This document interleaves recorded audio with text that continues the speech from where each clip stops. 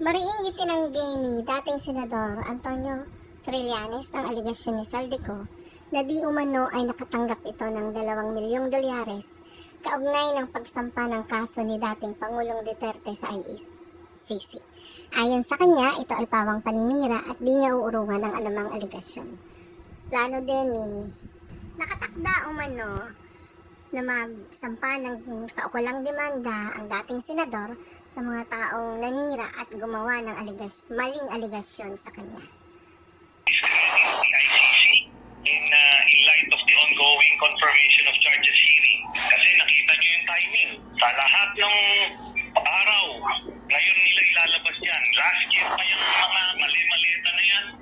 Wala silang nami-mention